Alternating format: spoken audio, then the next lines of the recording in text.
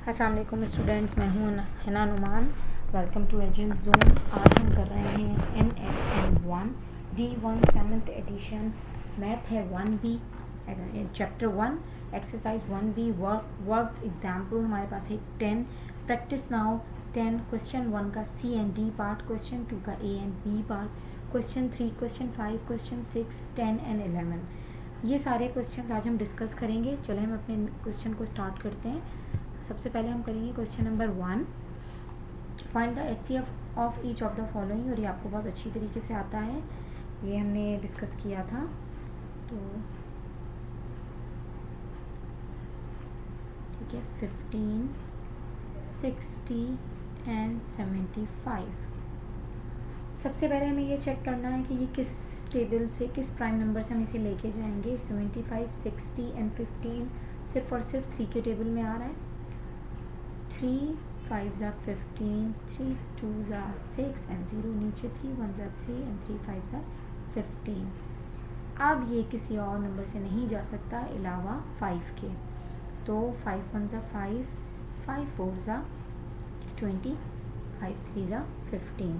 तो बच्चों आपको ये चीज़ समझ में आई होगी कि बहुत ज़्यादा नंबर्स भी जब हमारे पास होते हैं तो भी हमारा LCM कोई HCF कोई बहुत ज़्यादा प्रोलॉन्ग नहीं होता, क्योंकि HCF पे हमें वहाँ स्टॉप होना होता है जहाँ पे हमारे पास हमारा ऐसा नंबर आ जाए जो एक टेबल से जाना बंद हो जाए। तो हम ये कह सकते हैं the HCF of 15, HCF of 15, 60 and 75 is 15।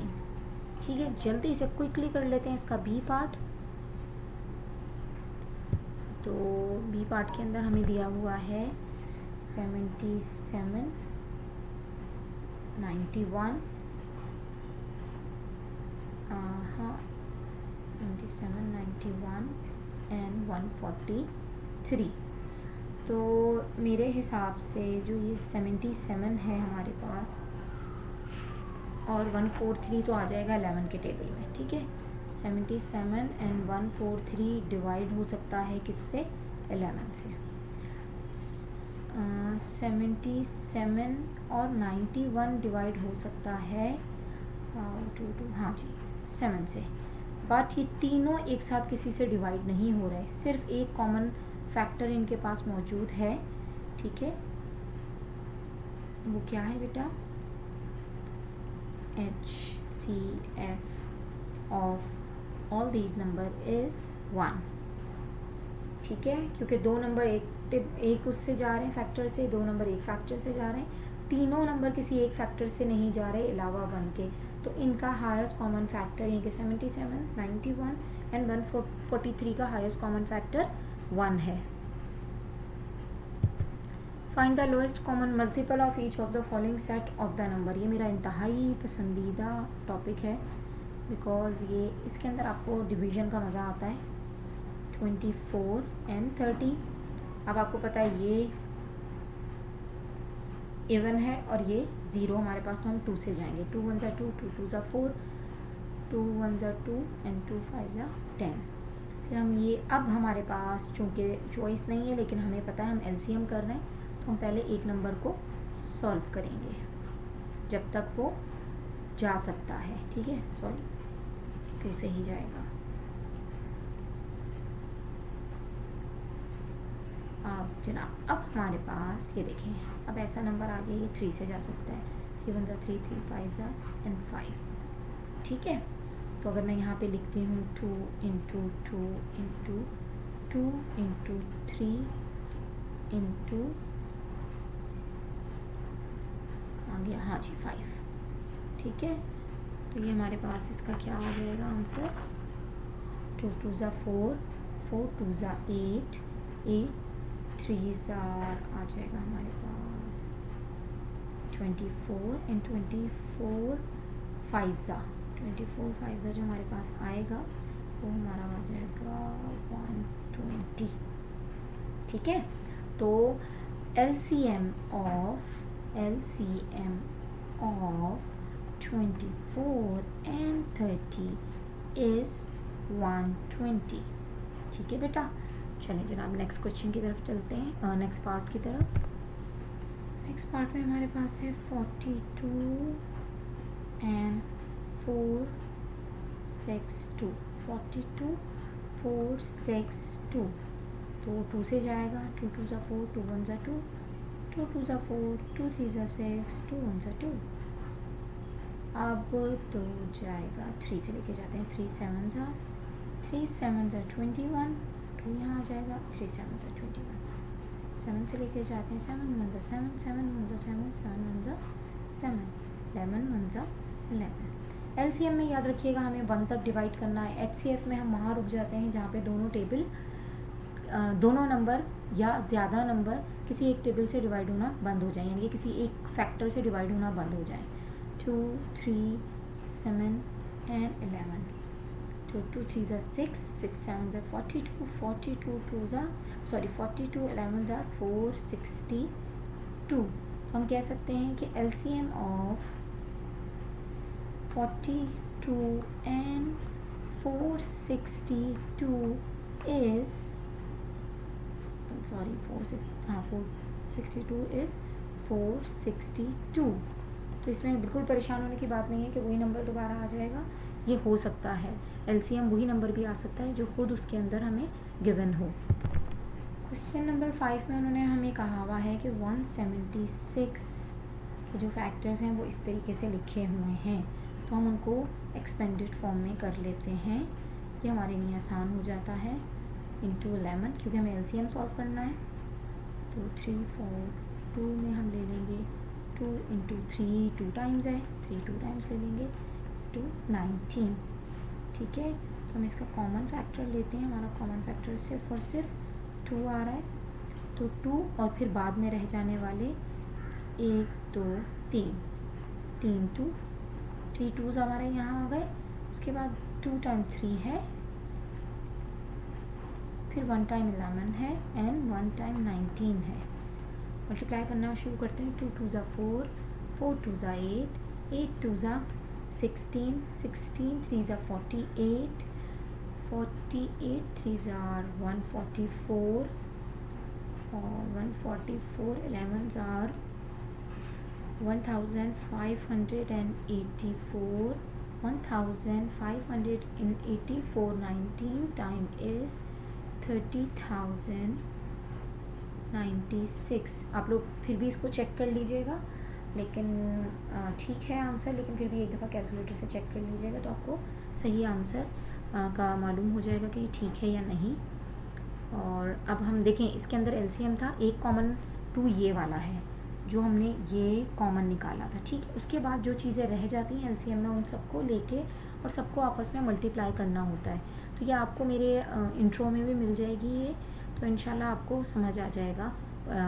जो मेरे पास 1A का पार्ट 1 पार्ट 2 और पार्ट 3 है, उसका मैं लिंक दे दूँगी आपको, आई बटन में भी दे दूँगी और एंड स्क्रीन पे भी दे दूँगी, तो आप वहाँ से देख लीजिएगा। अच्छा बेटा, क्वेश्चन नंबर 6 में वो कह रहे हैं find the smallest value of n such that the LCM of n and 15 is 45। यानी कि आप ये कह सकते हैं कि ये n था और ये 15 था और यहाँ जो भी नंबर्स आया था वो निकल के हमारे पास 45 आ गया। तो इसका एक आसान सा जो हल है वो ये है कि आप 15 का फैक्टर्स निकाल लें और आप 45 के फैक्टर्स निकाल लें। तो 15 आ जाएगा, 3 5 ज़ा 15, 5 1 ज़ा 5, 45 के आ जाएंगे, 3 1 ज़ा 3 एंड 3 5 ज़ा 15, 3 5 ज़ा 15, 5 1 ज़ा 5। ठीक है, तो 15 के फैक्टर आए 3 इंटू 5 और 45 के आए 3 इंटू 3 इंटू 5। ठीक है, अब उन्होंने हमसे मांगा क्या है बेटा, स्मॉलेस्ट वैल्यू, सबसे छोटी वैल्यू। तो हमारे पास ये तो निकल आई है स्मॉलेस्ट वैल्यू, ठीक है ना, लेकिन एक लेने के बाद हमारे पास सेम नंबर की एक और ये वैल्यू भी मौजूद है। हम 5 को भी इस वक्त ओवरलुक करेंगे क्योंकि हमें स्मॉलेस्ट वैल्यू चाहिए। तो हम कह सकते हैं 3 3 ज़ा 9। तो अगर मैं आपसे ये कहूँ कि ये जो n था यहाँ पर, ये जो n है ये 9 है और दूसरा नंबर 15 है, तो मैं इसका LCM निकाल के देखती हूँ क्या वो 45 आ रहा है या नहीं। तो 3 3 ज़ा 9, 3 5 ज़ा 15, 3 1 ज़ा 3, 5 5 1 ज़ा 5। अब आप देखिए 3 3 ज़ा 9, 9 5 ज़ा 45। इसका मकसद है ये हमने जो n की वैल्यू निकाली है ये बिल्कुल ठीक है। हमने क्या किया, हमने 15 के फैक्टर्स कर लिए, हमने 45 का फैक्टर कर लिया। जो कॉमन हमें लेना था वो हमने कॉमन ले लिया, वो यहाँ आ गया, ठीक है। और फिर हम चूँकि लोएस्ट फैक्टर निकाल रहे थे उसी के इक्वल एक और नंबर हमारे पास मौजूद है तो उसे भी हमने यहाँ ले लिया। तो 3 3 ज़ा 9, 5 कॉमन है लेकिन हमें 5 को क्यों इग्नोर करना है, क्योंकि अभी हम लोएस्ट फैक्टर इनके स्मॉलेस्ट वैल्यू निकाल रहे हैं। तो ये इस तरीके से क्वेश्चन होगा, इसमें बिल्कुल घबराने की बात नहीं है।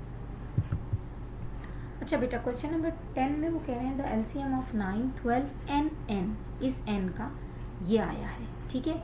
If n is odd find all the possible value of n। तो सबसे पहले हम 9 के फैक्टराइजेशन कर लेते हैं, हमें पता है 3 3 ज़ा 9। उसके बाद हमारे पास है 12 की हम फैक्टराइजेशन कर लेते हैं तो वो आ जाएगा 2 इंटू 2 इंटू 3, 2 2 ज़ा 4 4 3 ज़ा, ठीक है। उसके बाद हम 252 के भी फैक्टर्स कर लेते हैं, 2 इंटू 2 इंटू 3 इंटू 3 इंटू 7, ठीक है बेटे। अब इसको हम सॉल्व करना शुरू करते हैं। चलें, अब हमारे पास कॉमन फैक्टर के अंदर अगर देखा जाए तो 3 आ रहा है, ये देखिए यहाँ पे।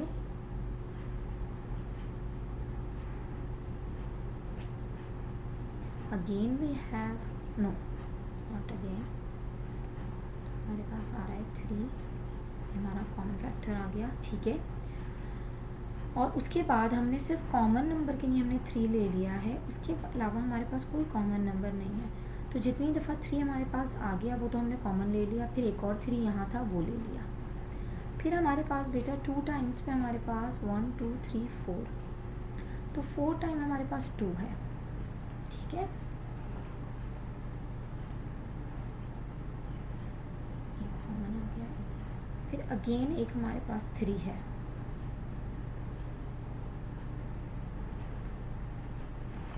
ठीक है। हमारे पास 7 है, ठीक है। बेटा हमारे पास पॉसिबल वैल्यू हो सकती है क्या क्या, एक तो 7 हो सकता है, ठीक है, क्योंकि हमें ऑड चाहिए और हमें उसका आंसर भी ऑड नंबर में ही चाहिए। एक ये हो सकता है क्योंकि मल्टीप्लाई करके बाकी आंसर जो है ना वो ऑड में नहीं आएंगे, ठीक है। तो हम इसको जितना पॉसिबल हो सके हम ऑड बनाने की कोशिश करते हैं। तो हम कह सकते हैं n जो है वो पॉसिबल वैल्यू हो सकता है 7 हो सकता है, 7 3 ज़ार हमारे पास हो जाता है 21 हो सकता है, 3 3 ज़ार 9, 9 7 ज़ार 63। बाकी फिर आपको पता है हमारे पास ऑड नंबर नहीं आएंगे अगर हम इनको 4 को और इन सबको, ये देखें इनको सबको अगर हम मल्टीप्लाई करते हैं तो ये हमारे नंबर्स को इवन नंबर की तरफ चेंज कर देंगे। तो क्वेश्चन नंबर 10 के बाद हमारे पास है क्वेश्चन नंबर 11। बेटा क्वेश्चन नंबर 11 बिल्कुल सेम है क्वेश्चन नंबर 9 की तरह, ठीक है। तो सबसे पहले हम करते हैं, if 6 is a multiple of a number then 12 is also a multiple of that number. ये स्टेटमेंट ट्रू है क्योंकि अगर हम इसको ये देखें कि मल्टीपल अगर 6 किसी नंबर का होता है तो हमारे पास 12 भी उस नंबर का मल्टीपल होता है। जैसे आप 2 से देख सकते हैं, 3 को देख सकते हैं, ये इसकी एग्जाम्पल हो जाएंगी हमारे पास। उसके बाद बी में वो कह रहे हैं if 12 is a multiple of a number then 6 is also a multiple of that number. नहीं आ सकता बिकॉज 6 जो है वो छोटा है 12 से, एंड देन अगर वो आप ये कह सकते हो कि 12 जो है वो मल्टीपल है 4 का, लेकिन 4 के टेबल में हमारे पास 6 नहीं होता, ठीक है। तो ये एक स्टेटमेंट बी जो है वो फॉल्स है। If 18 is a multiple of a number then 18 is divisible by that number. तो ये ट्रू है क्योंकि अगर वो किसी नंबर के अंदर आ रहा है 18 तो 18 इटसेल्फ अपने आप से भी तो डिवाइड हो सकता है ना।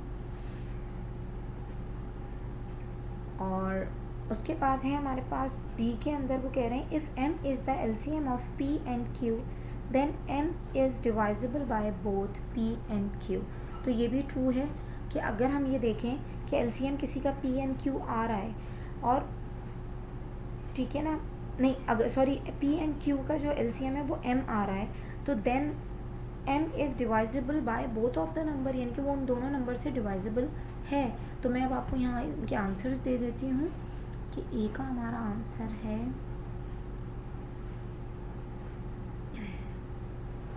ट्रू था ये। बी हमारे पास फॉल्स स्टेटमेंट थी। सी ऑल्सो हमारे पास ट्रू था। एंड लास्ट डी है। डी भी हमारा ट्रू है। उम्मीद करती हूँ बच्चों आपको ये एक्सरसाइज समझ आई होगी। इंशाल्लाह नेक्स्ट एक्सरसाइज के साथ हाजिर होते हैं। इंशाल्लाह जल्द ही हम इस एक्सरसाइज को भी कंप्लीट कर लेंगे। अपना बहुत ख्याल रखिएगा, दुआओं में याद रखिएगा। अल्लाह हाफिज़।